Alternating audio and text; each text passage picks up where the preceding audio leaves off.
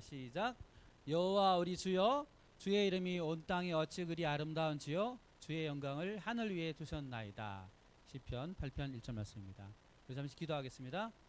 아버지 하나님, 이 시간 저희가 함께 또 진화론 이야기, 또 창조론 이야기를 하고자 합니다. 하나님께서 함께 해주셔서 저희가 눈을 들어서 이 세상이 어떻게 시작되었는지 또 돌아보고 잘 생각할 수 있도록, 판단할 수 있도록 도와주시옵소서.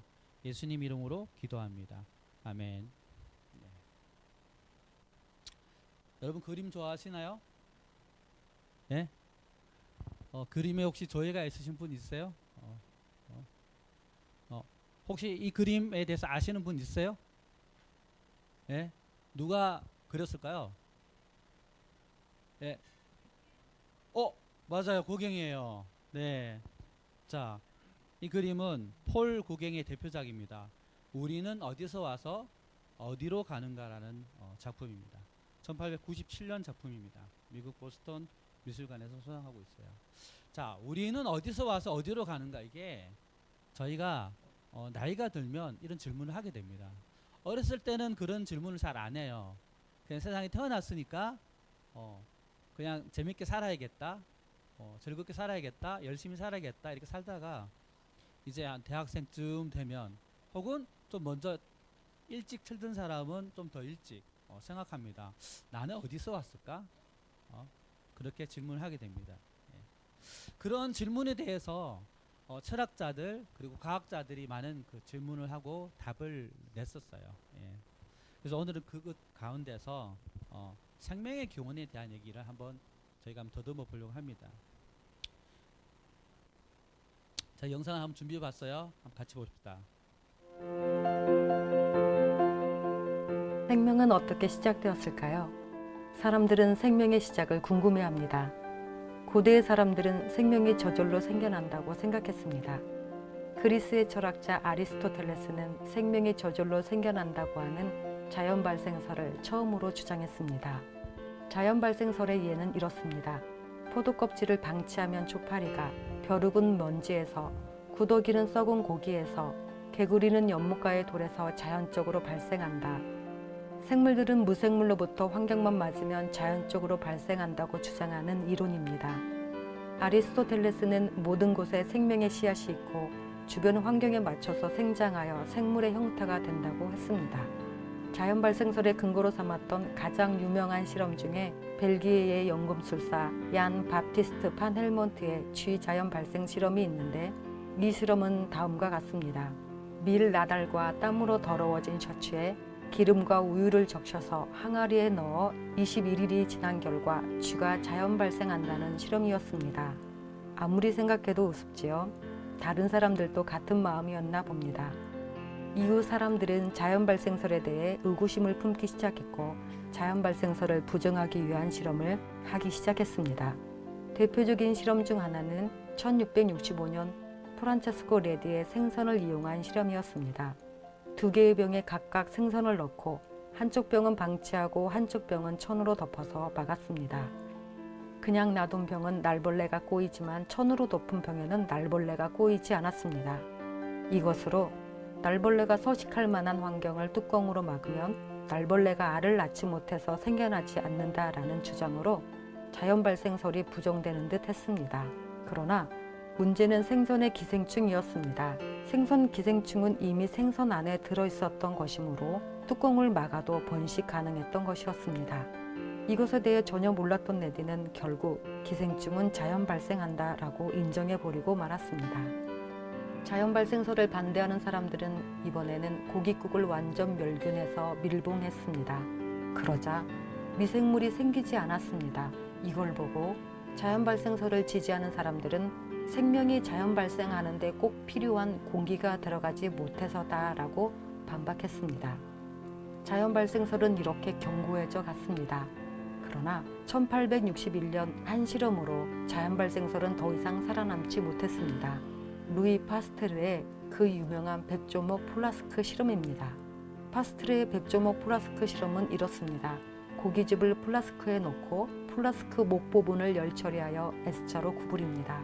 이후 고깃집을 충분히 끓여 미생물을 완전히 제거합니다. 이 실험은 공기는 병 안으로 들어올 수 있지만 무게가 있는 미생물은 S자로 구부러진 병목 중간에 걸려서 플라스크 안으로 들어오지 못한다는 것입니다. 이 당시 파스트르가 실험한 플라스크는 파스트르 연구소 박물관에 아직도 그대로 보관되어 있습니다. 물론 고깃 국물은 부패하지 않고 150년 이상 그대로 남아 있습니다. 자연 발생설은 더 이상 설 곳이 없었습니다. 쓰레기통으로 들어갔습니다. 파스트르의 실험은 생명은 생명에서 나온다는 것입니다. 생물 속생설이라고 합니다. 네. 생명의 기원에 대해서는 자연적으로 생긴다. 아니면 생명은 생명에서부터 온다는 두 가지 이론이 있습니다. 그리고 자연 발생설은 대표적으로 진화론의 학설입니다. 여러분이 교과서에서 배웠었던 진화론의 이론에 많이 들어보셨죠? 진화론에 대해서. 그죠? 진화론 잘 모른다 하는 사람 있어요? 잘 모르시는구나. 네. 진화론에 대해서 잘 모르시면 우리가 진화론에 대해서 잠깐 한번 들어가 봅시다. 네. 진화론의 주장들이 뭐 여러 가지가 있는데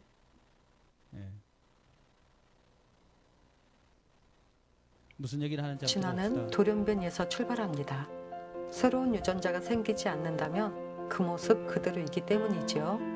단순한 세포에서 충분한 시간이 지나면 충분한 변화가 생겨 지금 우리가 보는 세상이 되었다는 것입니다. 이 변화는 무작위의 작은 변화들입니다. 이 무작위는 목적도 없고 방향성도 없고 지성의 개입도 없고 예측할 수 없다라는 뜻이죠. 이런 작은 변화들이 모여서 전혀 다른 결과를 맞았다는 것입니다. 세포 하나에서 지금의 세상이 가능하게 한 것은 세 가지의 원인이 있는데 변이, 돌연변이, 자연선택이라는 것입니다. 변이는 유전 정보가 재배열되는 거죠. 돌연변이는 유전 정보가 바뀌는 것입니다. 예를 들어서 핵이 없던 세포에 핵이 생기고 없던 미토콘드리아가 생기고 리보솜이 생기고 리소솜이 생기고 이런 식으로 세포 하나에 들어있는 수백 개의 구성체가 돌연변이로 되었다는 것입니다. 없던 눈도 생기고 다리도 생기고 날개도 생겼다는 거죠. 닭이 먼저일까요? 달걀이 먼저일까요? 라는 고전적인 물음에 영국의 세필드 대와 워릭대 연구팀이 닭이 먼저라고 논문을 밝혔어요. 이 논문을 보고도 반대로 달걀이 먼저라고 말하는 근거가 바로 돌연변이입니다. 자연선택이라는 것은 돌연변이 중에 그때의 자연 환경에 맞는 생존에 유리한 것만 살아남아서 지금의 세상에 생겼다는 거죠. 변이와 돌연변이 그리고 자연선택이 모든 생명체의 공통조상인 단세포에서 다세포로 척추를 가진 수많은 어류 생물들이 양서류로 파충류와 조류, 포유류로 분화했다는 거예요. 포유류의 일부는 유인원으로 그리고 이 유인원 중 일부가 원숭이나 침팬지와 같은 모습으로 또한 일부가 영장류로 분화되면서 오늘날의 인류가 되었다는 근거입니다. 그래서 우리는 변이와 돌연변이 그리고 자연선택에 대해서 다루어 보고자 합니다. 이들이 정말 진화를 이루게 했는지 살펴봐야겠죠. 네, 잠깐 우리가 진화론에 대해서 설명을 받습니다. 좀 이해가 되나요? 자, 아무것도 없는 세상에 갑자기 생명이 생길 수가 있을까요? 네, 진화론은 그렇게 주장합니다. 오랜 시간이 흐르면 될 거다. 그러면서 원시 지구의 특정 환경을 설정합니다. 그 환경 속에서 특정한 조건이 이루어지면 무기물에서 유기물이 만들어지고 그 유기물에서 아미노산이 만들어지고 아미노산은 생명체의 기본적인 성분인 단백질을 이루는 거거든요. 그래서 아미노산이 생겼기 때문에 이렇게 해서 아무것도 없는 세상에 생명이 생겼다라고 주장하는 것이 진화론의 주장입니다.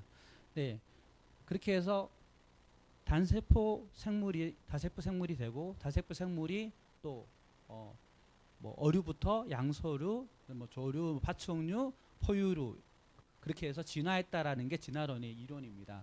예. 특별히 그렇게 진화했을 때 진화에 특별한 요인이 있는데 돌연변이하고 자연선택이라는 게 있는 겁니다. 예. 사실은 우리가 과학 시간에 졸지 않고 들었으면은 종과 종 사이를 여러분 넘어들을 수 있습니까?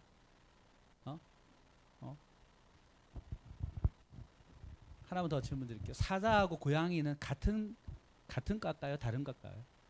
예. 그건 아시죠? 아시는 분. 사자랑 호랑이가 같은 종류일까요? 다른 종류일까요? 그건 아시죠? 다르죠, 그죠? 예.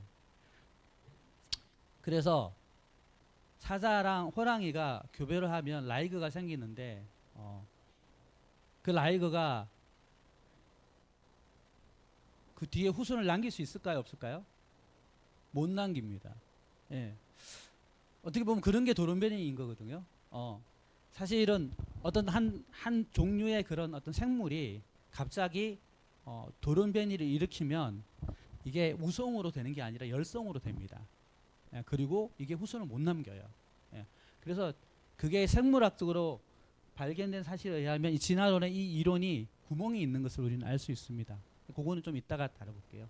어쨌든 이들의 주장은 그렇습니다. 돌연변이를 일으키고 그것이 생존에 유리했기 때문에 사인이 선택돼 가지고 살아남은 그 존재가 진화했다라는 것이 진화론의 주장입니다. 돌연변이를 잠깐 한번 얘기해 보겠습니다.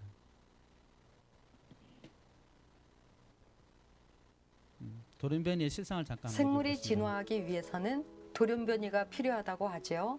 돌연변이는 유전 정보가 복제되는 과정이나 외부의 강력한 영향 등으로 원래 있던 정보가 변화된 것을 말합니다. 세포는 유전 정보가 바뀌는 것을 막는 장치가 있음에도 매일매일 적은 양의 돌연변이 유전자가 만들어지고 있는데요. 그렇다고 너무 걱정하지 않아도 됩니다. 우리는 이런 작은 정보의 변화를 알아채기 어렵고 우리 몸에 그다지 영향을 주지도 않습니다. 물론 모든 돌연변이 유전자를 후손에게 물려주는 것도 아닙니다. 그러나 난자와 정자를 만드는 과정에서 돌연변이가 일어난다면 어떻게 될까요? 당연히 돌연변이 유전자를 후손에게 물려주게 됩니다. 또한 이미 생식세포 안에 돌연변이 유전자를 가지고 있다면 당연히 후손에게 물려주게 되겠죠. 한 사람은 얼마나 많은 돌연변이 유전자를 후손에게 물려줄까요? 연구 결과 한 부부가 약 60여 개의 돌연변이 유전자를 자손에게 물려준다고 합니다. 30억 개 중 60개는 그렇게 많은 것은 아니지만 결과적으로 원래의 정보에서 변화된 정보가 후대에 쌓이게 됩니다. 이제 우리가 살펴봐야 할 것은 돌연변이도 일어나고 후손에게 물려주기도 하는 이 돌연변이가 진화론에서 말하는 진화의 원인인가 하는 것입니다. 여기 박테리아가 있고 사람이 있습니다. 이 사이에 긴 시간과 돌연변이의 축적과 자연 선택이 해야 하는 것이 있습니다. 바로 유전 정보의 증가입니다. 목적도 없는 무작위적인 돌연변이로 새로운 유전 정보가 생겨야 가능한 것입니다. 공작의 깃털과 독수리의 날개도, 기린의 긴 목과 사제의 갈기도, 초음파를 사용하는 멋진 고래와 박쥐까지 다 돌연변이로 새로운 유전 정보가 생겨야 합니다. 돌연변이는 전능한 신 같습니다. 그렇다면 현재 우리가 확인할 수 있는 돌연변이는 과연 어떤 과정을 보여주고 있을까요? 돌연변이는 유전 정보의 훼손을 보여줍니다.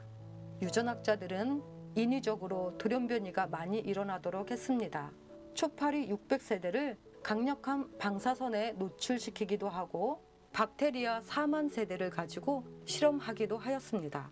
돌연변이로 인해서 진화가 일어나도록 노력했습니다. 새로운 생물체가 태어나거나 아니면 적어도 향상된 기관이 나타나기를 기대하면서 말입니다. 그러나 돌연변이 실험을 당한 초파리들은 심각한 손상을 입었고 유익한 변화는 없었습니다. 새로운 종은 만들어지지 않았는데요. 셀 수 없이 무수한 돌연변이가 일어났음에도 불구하고 초파리는 초파리로 남아 있었던 것입니다. 1946년 체르노빌 원자력 발전소에서 사고가 일어났는데요. 수십 년 동안 강력한 방사능이 유출되고 있기에 주변 동식물은 급격한 돌연변이가 일어나기 좋은 환경입니다. 그러나 이곳에서도 유전 정보의 증가로 진화의 동력이 될 만한 것을 찾지 못했습니다. 자연적으로 일어나는 돌연변이는 대부분 중립적이거나 해롭습니다. 간혹 유익한 돌연변이라고 분류한 것도 사실 알고 보면 유전 정보를 잃어버렸기 때문에 나타난 현상이 대부분입니다. 자연적 관찰이나 실험에서 얻은 결과나 돌연변이는 지금 우리가 사는 세상을 이루는 진화의 동력이 되지 못했습니다. 과학이 관찰한 것은 유전 정보는 그대로 복제되거나 재배열되거나 삭제되거나 파괴된다는 것입니다.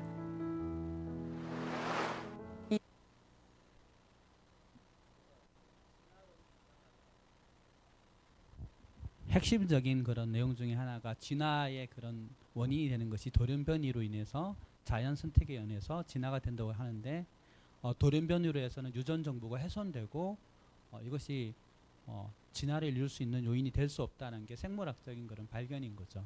예.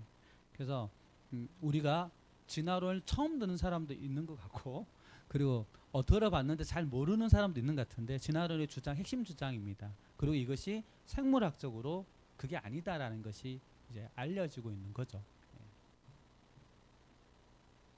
예. 여기까지 혹시 질문 있습니까? 질문? 없으면 예. 혹시 내용이 좀 어렵습니까? 굉장히 쉬운 것도 최대한 쉬운 거 찾아왔습니다. 제가 영상을 네, 보시고 또 질문사항 있으면 얘기해 주세요. 네. 그 다음에 생명에 대한 것을 잠깐 봤는데 세상이 지금처럼 된 게 옛날에도 그랬을 거다라는 그런 사상이 있어요. 그걸 동일 가정설이라고 합니다. 뭐라고요? 네. 그 다음에 또 하나는 아니야. 지금처럼 세상이 된 거는 큰 일이 벌어졌기 때문에 그런 거야. 그걸 격변설이라고 합니다. 뭐라고요? 격변설입니다. 그래서 동일 가정설은 진화론의 중심 이론입니다. 예. 세상이 옛날부터 지금까지 쭉 이랬어. 그래서 그걸 가지고 계산해 보면 지금처럼 이렇게 되려면 엄청 오랜 시간이 필요했어 라고 하는 게 진화론의 주장이고요. 격변설은 그게 아니야. 굉장히 큰 일이 벌어졌어. 그 큰 일이 벌어져 가지고 지금 같은 세상이 됐다라고 얘기하는 게 격변설입니다. 예. 잠깐 영상 볼까요? 흐르는 물은 어떻게 지표를 변화시킬까? 교과서에서는 오랜 시간 걸쳐 흐르는 강물은 지표의 모습을 서서히 변화시킵니다 라고 되어 있어. 이것은 마치 시간에 의해서만 지표의 변화가 이루어지는 것 같은 착각을 일으키지. 그러나 지표의 변화는 시간에 의해서도 일어나지만 사건에 의해서 갑자기 일어나기도 해. 지질학에서 지표의 변화를 설명하는 주장은 크게 두 가지가 있는데 하나는 동일과정설이고 하나는 격변설이야. 그런데 이상하게도 교과서에서는 동일과정설만 다루고 있지. 동일과정설은 현재 일어나는 변화로 과거의 지질학적 역사를 알 수 있다는 거야. 그래서 현재는 과거의 열쇠다 라는 말이 동일과정설의 핵심이지. 1785년에 제임스 허튼이 지구의 이론이라는 책에서 동일과정설을 주장했는데 이 책을 펴내기 전까지 대부분의 유럽 사람들은 지구의 나이를 성경에 기록된 대로 대략 6,000년이라고 알고 있었어. 그런데 허튼은 당시에 퇴적층이 천천히 쌓이는 것을 보고 과거에도 퇴적층이 지금처럼 천천히 쌓였다고 추측을 했어. 그러니 당연히 이 퇴적층이 쌓이는데 6,000년보다 오랜 시간이 걸렸을 것이라고 생각했지. 허튼에 의해 시작된 현재를 관찰하여 과거에 적용한 이런 주장을 바로 동일과정설이라고 해. 과학자들은 동일과정설이라는 주장 덕분에 관찰할 수 없는 과거를 계산할 수 있게 되었다고 생각했지. 허튼의 동일과정설을 더 많은 사람에게 퍼뜨린 찰스 라이엘이 있어. 찰스 라이엘은 1841년 나이아가라 폭포를 방문해서 그곳을 오랫동안 관찰했던 유명한 지질학자인 베이크 웰시에게 폭포가 깎여가고 있는 속도에 대해 질문을 했어. 그 지질학자는 폭포가 1년에 약 1m씩 깎여 나가고 있다고 했지. 그러나 찰스 라이엘은 사람들이 오랜 시간을 통해 폭포가 깎여 나간다는 생각을 갖게 하려고 나이아가라 폭포는 1년에 30cm씩 뒤로 깎여가고 있다고 추정하는 게 타당하겠군 하고는 이 강의 나이를 35,000년으로 계산했어. 계산 방법은 동일과정설에 근거하여 폭포가 있는 곳까지의 강의 길이를 30cm로 나눈 거야. 그런데 과연 동일과정설로 과거를 계산하는 것이 옳을까?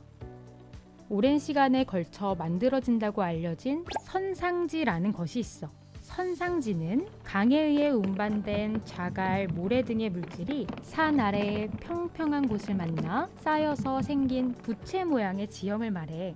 2006년에 발견한 설악산 선상지의 완성된 모습만 보았다면 동일과정설을 주장하는 사람들은 과연 몇 년이나 걸렸다고 계산을 할까? 선상지는 만들어지는데 아주 오랜 시간이 걸리기 때문에 이 선상지는 수만 년은 걸렸을 것입니다. 이렇게 말하겠지. 하지만 과연 그럴까? 놀라지 마. 팩트는 이 선상지가 하룻밤 사이에 형성되었다는 거야. 과연 동일과정설로 과거를 계산하는 것이 바른 방법일까? 우리는 늘 변화를 시간으로만 생각하고 오랜 시간이 필요하다고 생각해. 그런데 변화가 일어나기 위해서는 오랜 시간보다 사건이 더 중요해. 지진도 지형을 갑자기 변화시키고 산사태도 갑자기 일어나지. 쓰나미는 순식간에 지형을 변화시켜. 지구 곳곳에는 운석이 떨어진 흔적인 운석공들이 많은데 이런 운석이 떨어지면 지형은 순식간에 변하잖아. 화산 폭발은 또 어떻고 지형을 순식간에 변화시키잖아.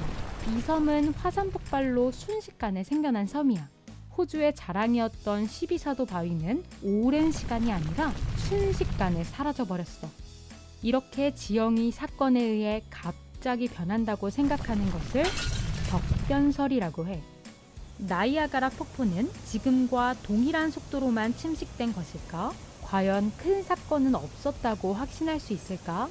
앞에서 살펴본 것과 같이 오늘날 모든 현상이 동일과정설만으로는 설명되지 않잖아. 네. 잘 이해되시나요? 네. 그래서 제가 이렇게 얘기하는 거는 우리가 지금 과학이라고 믿고 있는 진화론에 많은 허점이 있다는 거죠. 그런 전제, 논리, 철학에 많은 허점이 있고 또 그와 반면에 다른 설명들이 있다는 겁니다. 예, 세상의 기원을 설명하는 거, 생명의 기원을 설명하는 다른 것들이 있다는 겁니다. 네. 그리고 이제 저희가 요거를 좀 더 깊이 있게 공부하기 전에 여러분들이 방송이나 이런 데서 많이 보는 거 잠깐 공부 좀 해볼게요. 지구의 나이와 지질 시대표라는 게 있어요. 예. 요걸 한번 보겠습니다. 허상이라는 단어가 있는데요. 허상이란 없는데 있는 것처럼 보이거나 실제와는 다른 것을 말합니다. 이 그림 많이 보았을 텐데요. 이 그림이 바로 허상입니다. 실제가 아니거나 실제와는 다르다는 것이죠. 허상인 이 그림이 처음 나왔을 때 실제인 줄 알고 당황한 곳이 있었습니다. 바로 교회였죠. 교회가 당황한 이유는 이 그림이 지구의 나이가 오래됐다고 말하고 있었기 때문인데요. 성경으로 알 수 있는 지구의 나이는 약 6,000년인데 이 그림은 지구의 나이가 6,000년보다 훨씬 오래되었다고 말하고 있었기 때문이에요. 교회는 실제가 아닌 이 그림을 보고 성경이 틀렸을까봐 두려워했어요. 이때부터 이 그림을 기준으로 놓고 이 그림과 성경이 다르면 성경을 바꾸려는 시도가 일어났어요. 성경을 기록된 그대로 믿지 못하게 된 것이죠. 이 그림이 사실이거나 과학적이어서가 아니고 사실일 거라고 믿었기 때문이에요. 성경보다 이 그림에 권위를 더 둔 것이지요. 그래서 이 그림이 무엇인지 살펴보고자 합니다.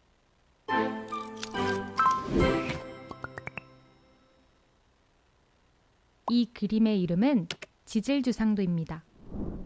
지구대륙의 표면은 자갈이나 모래, 진흙 등이 쌓여서 암석이 된 층이 있는데요.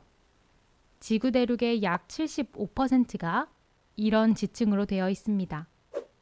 지질주상도는 밑에 있는 지층은 오래되었고 위에 있는 지층은 최근에 만들어졌을 것이라 생각하고 지층의 높이에 따라 연대와 시대를 더한 도표입니다. 각 지층들이 수백만 년에서 수십억 년에 걸쳐 만들어진 것으로 추정하고 있지요. 지질주상도는 1872년 찰스 라이엘이 만들었는데요. 찰스 라이엘은 혼자의 생각으로 지질주상도를 만든 것이 아니라 제임스 서튼이라는 사람의 생각에 영향을 받아 만들었습니다. 그래서 제임스 서튼의 생각에 대해 조금만 살펴보겠습니다. 제임스 서튼은 지구가 오래되었다는 생각을 이론으로 발표했는데요. 제임스 서튼은 현재 퇴적물이 쌓이는 퇴적 속도를 보고 과거 퇴적층이 쌓이는 시간을 계산했어요. 지금 1년에 평균 0.006cm씩 퇴적층이 쌓이고 있다면 30cm의 퇴적층이 쌓이는데 약 5,000년이 걸렸다고 보는 것이지요. 따라서 지금의 지구 퇴적층의 높이까지 쌓이는데 수억 년이 걸렸다고 주장했어요. 이 이론이 동일과정설이에요. 이 지구가 오래되었다는 동일과정설의 영향을 받아 지질주상도가 만들어진 것이죠. 지질주상도에서 지층의 연대를 정할 때 어떤 과학적 방법이 사용되었을까요? 지질주상도는 과거의 연대를 측정하는 그 어떤 방법이 발견되기 전에 만들어진 것이에요. 지질주상도가 처음 나왔을 때는 1872년이거든요.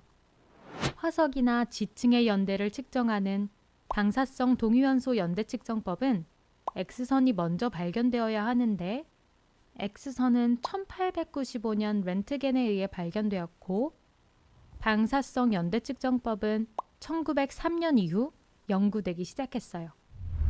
몇만 년, 몇억 년의 지층의 연대는 어떠한 과학적 기준과 검증을 거쳐 만들어진 것이 아닙니다. 또한 지질주상도는 지층의 나이와 화석의 나이를 추정하는 데 쓰이고 있는데요. 지질주상도에는 표준 화석이 있습니다. 특정한 시기를 대표하는 화석을 정해놓은 것이죠. 예를 들어 삼엽충은 고생대를 대표하는 화석이라고 정한 거예요. 삼엽충 화석이 발견되면 그 주변 지층은 고생대 지층이 되는 것이죠.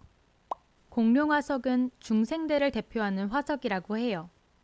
공룡화석이 발견되면 그 지층은 중생대에 해당하는 지층 나이를 갖게 되는 것이죠.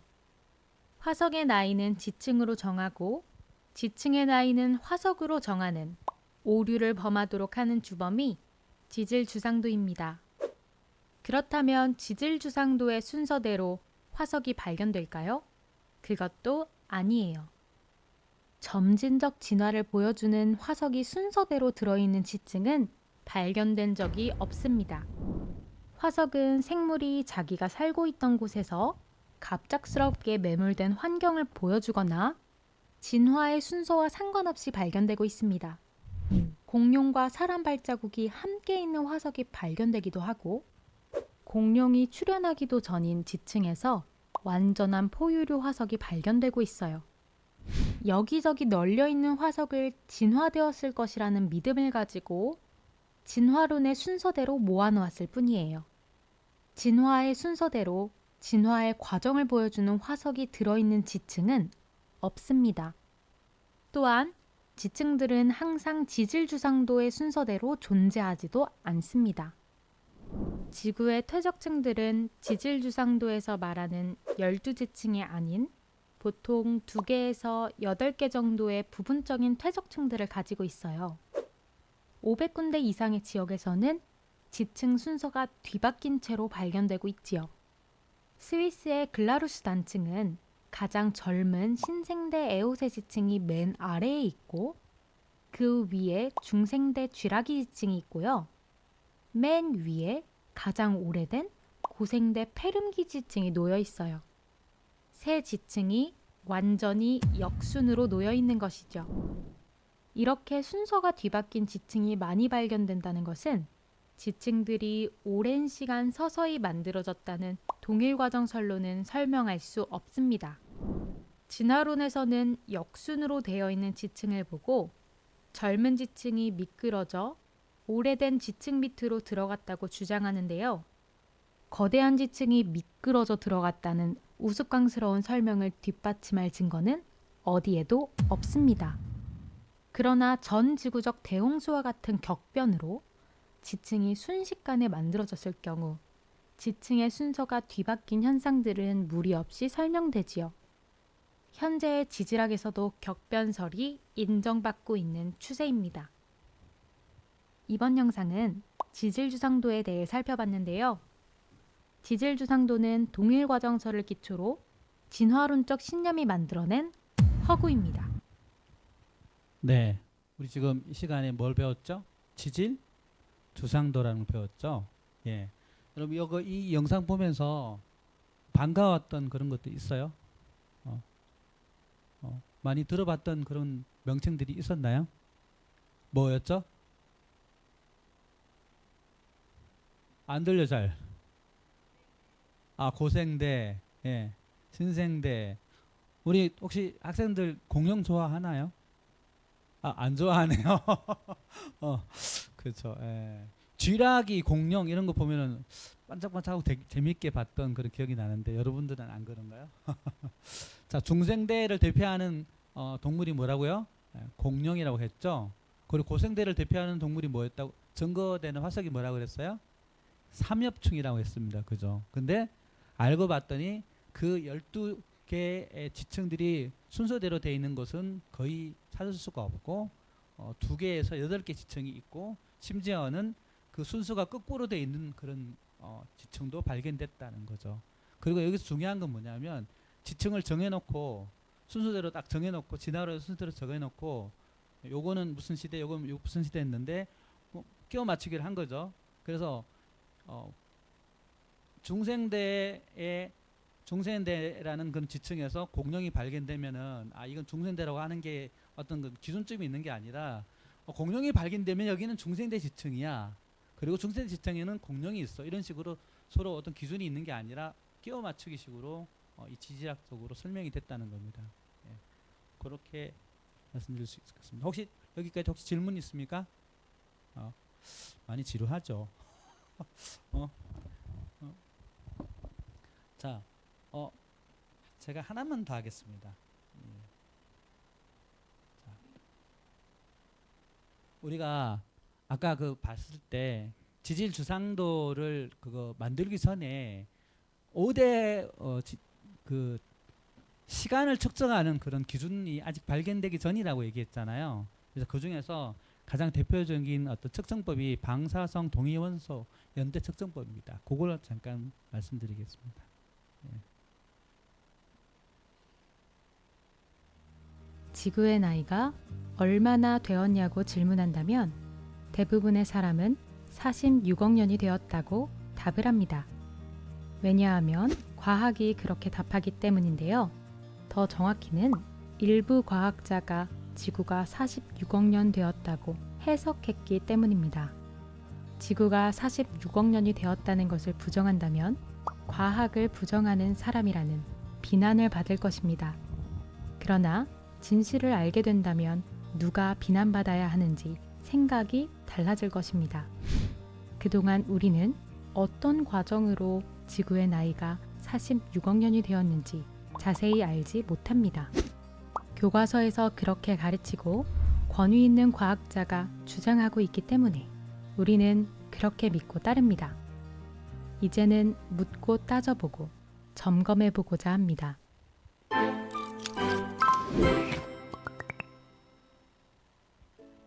지질주상도는 과거의 연대를 측정하는 아무런 과학적 방법 없이 지구의 오랜 연대를 주장했습니다. 그래서 화석이나 지층이나 지구의 나이를 측정하는 과학적 방법이 필요했습니다. 그 방법이 바로 방사성 동위원소 연대 측정법입니다. 먼저 방사성 동위원소가 무엇인지 살펴보겠습니다. 모든 물질은 원자로 되어 있습니다. 물 한 방울도 흙 한 줌도 우리가 숨쉬는 공기도 모두 쪼개고 쪼개면 원자로 되어 있습니다. 원자는 핵이 있고 그 주변에 전자가 돌고 있습니다. 이것이 모든 원자의 기본 구조입니다. 원자 핵 안에는 양성자와 중성자가 있는데 양성자가 몇 개인가에 따라 원자의 성질이 달라집니다. 양성자가 하나이면 수소, 두 개이면 헬륨, 이런 식으로 이름을 붙였습니다. 방사성 동위원소에서 동위원소란 화학적 성질은 같지만 물리적 성질이 다른 형제 원소들을 말합니다.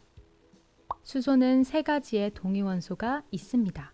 양성자 하나, 전자 하나를 가지고 있는 구조는 같은데 저마다 가지고 있는 중성자의 수가 다릅니다. 양성자 하나만 가지고 있는 수소와 양성자 하나, 중성자 하나를 가지고 있는 중수소와 양성자 하나에 중성자 2개를 가지고 있는 삼중수소가 있습니다. 원자의 성질은 양성자의 개수에 따라 결정됩니다. 그래서 이들은 모두 양성자가 하나인 화학적 성질이 같은 수소입니다. 그러나 중성자 숫자가 다르기 때문에 무게가 다르고 핵 반응이 다르게 일어나는 등 물리적 성질의 차이가 납니다. 이것이 동위원소입니다. 방사성이란 원소 중 불안정한 성질을 가지고 있는 원소가 방사선을 방출하면서 붕괴되어 안정된 다른 원소로 바뀌는 것을 말합니다. 수소는 3개의 동위원소를 가지고 있고 이 중 3중 수소는 방사성 동위원소입니다. 이제 우라늄을 살펴보겠습니다. 방사성 동위원소로 지구 나이를 측정하는데 먼저 우라늄이 사용되었기 때문입니다. 우라늄도 여러 동위원소가 있지만 우라늄 238만 살펴보겠습니다. 우라늄 238은 양성자 92개, 중성자 146개로 총 질량이 238입니다. 우라늄 238은 불안정한 상태입니다. 어떻게 될까요? 안정된 상태로 변화하려고 하겠죠. 우라늄은 붕괴해서 안정된 상태의 납으로 변하려고 합니다. 우라늄 238이 붕괴해서 납 206으로 반으로 변하는데 걸리는 시간을 반감기라고 합니다. 우라늄 원소 100개 중에서 납 50개로 바뀌는데 걸리는 시간은 45억 년입니다.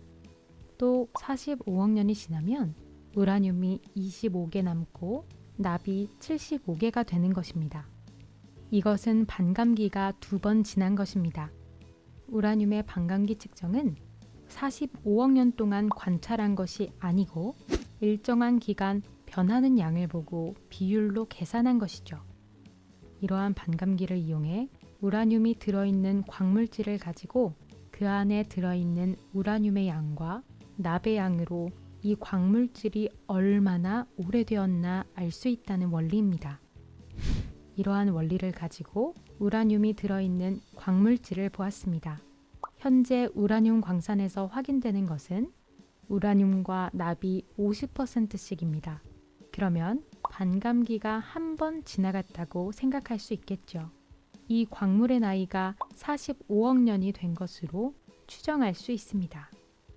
우라늄 납 연대 측정법으로 영국의 지질학자 아서 홈스는 1911년 최초로 우라늄 납 연대 측정법에 의한 광물의 나이를 측정했고 지구의 나이를 15억에서 30억 년으로 주장했습니다. 지구 나이를 과학적 방법으로 측정했다고 하는데 그래서 꼼꼼히 살펴보고자 합니다. 방사성 동위원소로 연대를 측정하기 위해서는 전제 조건이 있습니다.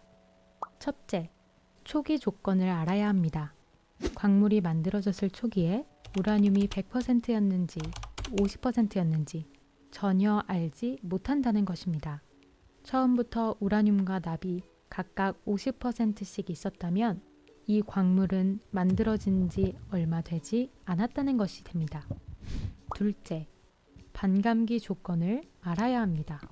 반감기가 변하지 않아야 합니다. 그러나 최근 연구에서는 반감기가 수백억 년 되는 물질이 어떠한 조건에 의해 단 몇 시간 만에 반으로 붕괴되는 결과를 얻었습니다. 셋째, 현재 상태에 오염되지 않아야 합니다. 현재에 있는 납이 밖에서 들어오거나 나간 적이 없이 100% 방사성 붕괴에 의한 것이어야 합니다. 이 중 가장 문제가 되는 것은 초기 조건입니다. 초기 조건에 따라 수십억 년에서 수천 년의 연대가 결정됩니다. 진화론자들은 진화론에 들어맞는 오랜 연대를 인위적으로 만들어냈습니다. 그들은 방사성 동위원소 연대 측정에 3가지 문제점을 해결하지도 못한 채 더욱이 초기 조건을 전혀 알 수 없는 상태에서 지구의 나이가 몇십억 년 되었다고 서슴없이 발표합니다. 현재 지구에 있는 우라늄 광산에서 우라늄과 납의 비율은 반반입니다. 우라늄 동위원소마다 반감기가 다르지만 우라늄 238의 반감기는 45억 년입니다. 이것은 관찰된 사실입니다. 그러나 지구가 처음 만들어졌을 당시에 우라늄만 100% 있었을 것이라는 결론은 해석입니다. 이러한 해석이 가능한 것은 지구가 오래되었다고 전제했기 때문입니다. 관찰은 과학적이었으나 해석은 믿음에 근거한 것입니다. 과학과 비과학이 절묘하게 섞여 있는 것이죠. 지구가 오래되었다는 생각은 어떠한 과학적 증거가 있어서도 아니고 추론 과정에 합리적인 논리가 있어서도 아닙니다. 진화론이라는 네모틀에서 모든 것을 보기 때문입니다. 네. 졸고 있는 사람도 있고. 자, 이번 시간에 방사성 동위원소 연대 측정법을 한번 설명했는데 좀 이해가 되시나요? 이건 좀 어렵죠? 예. 제가 봐도 어렵더라고요. 네. 방사성 동위원소 연대 측정법도 있고 방사성 그 탄소 연대 측정법도 있고 어떤 광물이나 화석의 나이를 측정하는 방법이 여러 가지 방법이 개발됐습니다. 근데 이제 그런 것들이 보면 다 어떤 전제를 깔고 있어요. 해석을 깔고 있어요. 그래서 저희가 진화론을 바라볼 때 진화론은 과학이라고 오해하기 쉽지만 그렇지 않습니다. 예. 진화론은 어떤 믿음이 있는 거죠. 예. 세상은 우연히 저절로 이루어져서 지금과 같은 세상이 되었다. 오랜 시간이 흐르면 지금과 같은 세상이 되지 않았을까라는 게 진화론의 그런 철학입니다. 예. 그래서 그거를 과학이라고 말할 수 있을까라고 질문하게 되는 거죠. 과학은 그런 거죠. 우리가 실험실에서 실험을 해서 증명하는 거죠. 반복적으로 동일한 현상이 재현되면 이거는 법칙으로 모든 사람이 공감할 수 있는 그런 사실이 발견되면 이건 법칙으로 과학이라고 얘기하는 거죠. 물론 그렇게 연구하더라도 나중에 또 다른 게 발견될 수 있습니다. 그것이 과학이죠. 예. 그래서 자연과학은 가설을 내세웁니다. 예. 뉴턴이 정원을 거닐고 있는데 뭐가 떨어졌죠? 그죠? 사과나무에서 사과가 떨어졌어요. 사과나무에 있는 사과가 떨어지는 건 당연한 거잖아요. 그죠? 근데 과학자는 좀 달라요. 이게 왜 떨어질까인 거죠. 왜 이게 하늘로 안 가고 딴 데로 안 새고 왜 땅으로 떨어질까라고 뉴턴이 질문을 던졌습니다. 그리고 이 사람이 그걸 연구를 하고 실험을 해보고 이 사람은 되게 수학 천재였거든요. 수학적으로 해서 만유인력의 법칙을 발견했어요. 그리고 중력이라는 게 있다는 것을 알게 됐습니다. 예. 여러분에게 그 달 탐사선을 타고 달에 도착한 우주인이 달에 도착하면 막 모임 붕붕 뜨는 거 혹시 보셨나요? 예. 왜 그렇습니까? 달의 중력이 약하기 때문입니다. 달이 그 달 표면에 있는 그 물체, 생물체를 끌어당기는 힘이 약하기 때문에 그렇습니다. 예. 그리고 무중력도 있어요? 무중력이 되면 어떻게 될까요? 날아다닙니다. 예. 무중력이 끌어당기는 힘이 없기 때문에 몸이 뜨게 되는 거죠. 예. 그래서 우주 여행을 하는 우주선에는 무중력 상태이기 때문에 사람이 붕붕 뜨다니는 겁니다. 예. 그래서 과학은 뭐냐면 관찰을 통해서 어떤 가설을 대해서 실험을 하고 그것을 증명하고 그래서 이랬구나라고 알게 되고, 예, 그런 것들이 우리가 말할 수 있는 어떤 자연과학이라고 할 수 있습니다. 그러나 진화론은 아주 오래전 세상의 시작, 생명의 시작을 그냥 상상하는 겁니다. 예. 그래서 이게 과학이라고 할 수 없어요. 그래서 이거를 과학이라 할 수 없고 자연과학이라 할 수 없고 이것도 믿음입니다. 예. 믿음이에요. 신이 없이 이 세상이 어떻게 됐을까라고 해석하는 믿음인 거죠. 그리고 우리가 믿는 신앙은 지금 우리의 몸이나 이 세상의 모든 것들을 바라볼 때 이것이 저절로 이루어질 수 없다라고 보는 거죠. 예. 뭔가 지적인 존재가, 절대적인 존재가 이것을 디자인했다라고 보는 겁니다. 예. 굉장히 초월적인 존재가 이것을 만들었다고 보는 거죠. 예. 예. 그런데 이 신앙도 과학적으로 완전히 증명할 수는 없어요. 예. 보지 못한 것들이기 때문에. 다만 우리가 관찰을 통해서 이 말씀이, 성경 말씀이 맞는데 라고 볼 수 있는 부분이 있는 거죠. 예. 그래서 창조론과 진화론 왜 론이냐 하면 이게 법칙이 아니고 왜 론이냐 하면 이론이라는 뜻입니다. 예. 과학적으로 이것이 입증된 그런 게 아니라 신념이 아니라는 거죠. 예. 과학적으로 입증됐으면 법칙이라고 부릅니다, 여러분. 뭐라고요? 예. 예를 들어 열역학의 법칙 이런 것들이 과학적으로 입증돼 가지고 사람들이 알고 있는 에너지 보존의 법칙, 열역학 제2의 법칙 이런 것들은 과학적으로 입증된 겁니다. 그래서 법칙이라고 그래요. 그런데 논이라는 것은 이론일 뿐인 거죠. 그래서 여러분들이 교과서에서 과학 시간을 배우는 그런 진화론에 대해서 여러분이 이런 허점이 있다는 것을 알고 밸런스 있게 생각해 보면 좋겠습니다. 예. 예. 그리고 한번 생각해 보세요. 진화론이 얘기하는 것들은 이게 우스갯소리지만 그런 겁니다. 얼마 전에 음속을 넘는 그런 초음속 그 여객기가 다시 만들어진다는 얘기가 있었어요. 근데 원래 초음속 여객기가 없었냐 하면 있었습니다. 혹시 아시나요? 프랑스에서 만들었는데 콩고드라는 초음속 여객기가 있었습니다. 이거는 그 소리의 속도를 돌파하면 빵 하고 터지는 소리가 납니다. 혹시 들어보셨습니까? 예, 비행기가 이렇게 음속을 돌파할 때 굉장히 큰 소리가 납니다. 예, 그 저항을 무너뜨리기 때문에. 근데 일반 비행기는 그렇게 음속을 돌파하지 않아요. 전투기나 그렇지. 근데 이제 초음속 그 여객기가 있었는데 많은 문제가 있어서 결국은 사고도 있었고 취항을 이제 하지 않습니다. 근데 이제 그거를 돌파할 수 있는 그런 초음속 여객기를 만든다고 그랬는데 진화론의 사상은 이런 겁니다. 어느 날 갑자기 자재들을 갖다 놨더니 초음속 여객기가 만들어졌다라는 이런 논리입니다. 오랜 시간이 흘러서. 예. 확률적으로 수학적으로 이루어질 수 없는 거죠. 그래서 이런 것들을 한번 우리 학생 여러분들도 한번 생각해 보시고 세상을 어떻게 바르게 알고 또 판단해야 된다 그렇게 생각합니다. 더 이상 혹시 질문 있습니까? 추가적으로 질문. 예. 이름이 태민이. 그래요.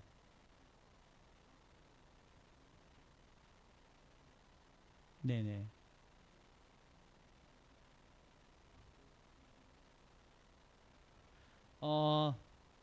증명됐죠.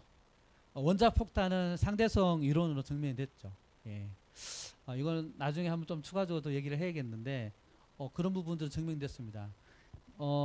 뉴턴 시대에는 뉴턴의 그런 설명이 모든 세상의 원리들을 설명하는 거라고 생각했습니다. 그런데 그 다음에 나온 게 상대성 이론이거든요. 그리고 상대성 이론이 모든 것을 다 설명할 수 있다고 생각했는데 그 다음에 뭐가 나왔죠? 양자 세계가 나왔습니다. 미립자 세계가 나왔습니다. 그래서 점점 우리가 모르는 것을 알게 됐고 근데 그런 이론들이 모든 것을 다 설명할 수 없습니다. 그래서 과학자들은 모든 것을 다 설명할 수 있는 이론을 찾습니다. 그거를 통일장 이론이라는 그런 얘기가 있어요. 예. 그런 걸 찾는데 아직 발견하지 못했습니다. 예. 그래서 이건 좀 어려운 말인데 미시 세계라는 게 있고 거시 세계라는 게 있습니다. 거시 세계는 우리가 일반적으로 바라보는 그런 세계입니다. 그런 것을 바라볼 때는 그 특정한 뭐 예를 들어 뉴턴의 그런 만유 인력의 법칙으로 바라보고, 그 다음에 시간과 공간을 그런 세계를 바라볼 때는 상대선 이론을 바라보고, 미시 세계라는 것은 아주 작은 그런 원자, 뭐 소립자, 밀입자 세계죠. 그런 세계를 바라볼 때는 양자 물리학으로 바라봅니다. 예. 그래도 이게 다 구멍이 있어요. 그래서 세상이 어떻게 이루어지고 어떻게 돌아가는지 하나님이 주신 그 이성으로 우리가 공부하는 것이 과학입니다. 예. 모든 것을 다 설명할 수는 없습니다. 예. 그래서 상대성 이라고 부르지만 일정 부분 증명이 됐고 실제로 그 원리대로 원자 폭탄이 만들어졌어요. 예. 됐습니까? 네. 예. 또 다른 질문, 좋아요. 이런 질문 좋습니다. 예. 그럼 없으면 우리 김명우 장로님이 한번 여기 마치는 기도 좀 해주시겠습니까? 네.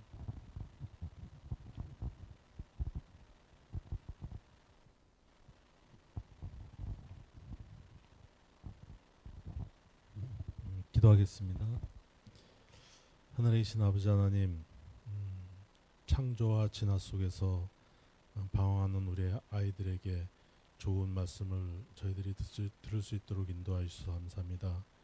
저희들이 살아가면서 창조가 맞는지 진화가 맞는지 스스로 잘 판단해서 주님을 선택할 수 있도록 인도하여 주옵소서. 우리 아이들이 젊었을 때 주님을 알았습니다. 이 신앙을 그들이 클 때까지 꼭 간직하고 그들의 인생에서 하나님을 바라볼 수 있는 날들이 있을 수 있도록 인도하여 주옵소서. 예수님의 이름으로 기도합니다.